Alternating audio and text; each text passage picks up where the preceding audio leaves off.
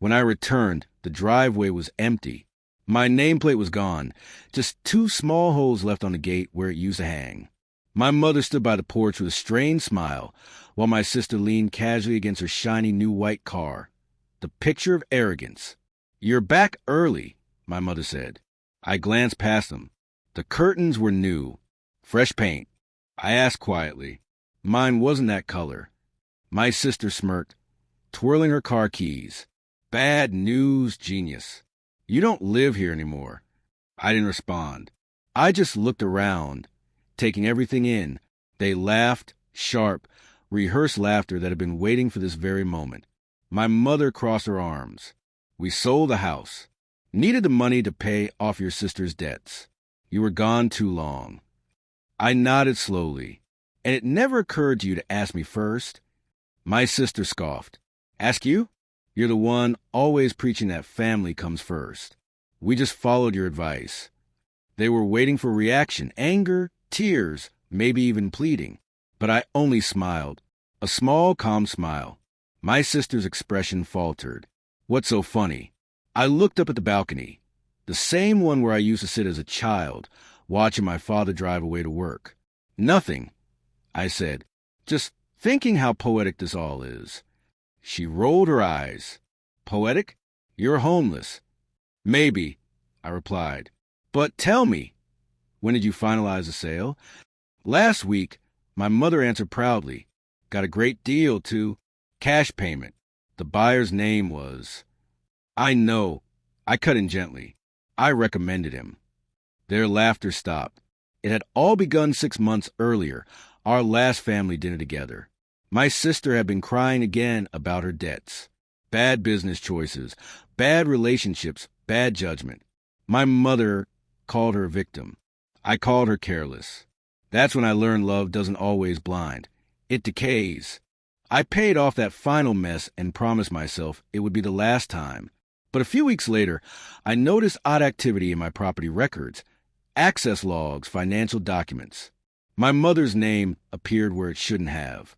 At first, I dismissed it as paranoia, until I found an unsigned letter from my lawyer that I'd never received, one confirming a power of attorney filed under my name, with a forged signature. That's when the warmth left me. I didn't confront them. I watched, quietly, patiently. Weeks slipped into months. I observed who they met, what they said, and how they whispered about their plan. They thought I'd softened. That's the danger with family. They assume forgiveness is forever, and they stop hiding the knives. So I moved in silence. I transferred the deed to my holding company, registered under another name. The forged documents they made looked authentic, but the property they had access to was a decoy title. On paper, the house was still mine. But the legal deed they tried to sell belonged to a different parcel of land, a duplicate property I had built on the adjacent lot under a development company I secretly owned. Same street, same address extension, but a different legal description. I'd made sure their forgery matched that one perfectly. They thought they were selling my house. In reality, they'd sold an empty title, land that my company already owned. When I left for vacation, I wasn't resting. I was waiting. I wanted them to finish the con, to leave a trail of evidence.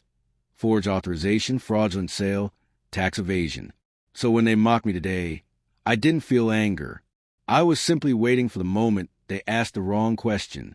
"You recommended the buyer?" My mother stammered. "Yes." I reached into my coat and unfolded a set of documents stamped with my company's seal.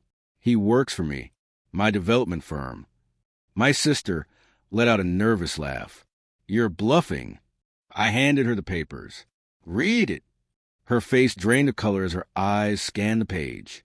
This says the title was transferred 2 years ago." "That's right," I said evenly. "The property you sold wasn't mine. It wasn't anyone's. The sale you made was fraudulent. The buyer? A controlled entity. And the money you received? Already flagged for investigation." My mother's lips trembled. "You wouldn't." "I didn't," I said coldly.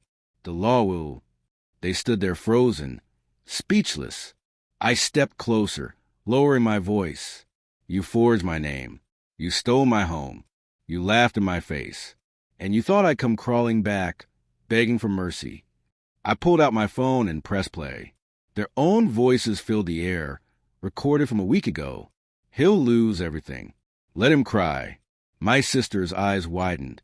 You recorded us? Silence. Only the wind moved between us. I filed everything this morning. I said quietly, forgery, fraud, and financial misconduct. Not for revenge, so the next person you betray will see you for what you are.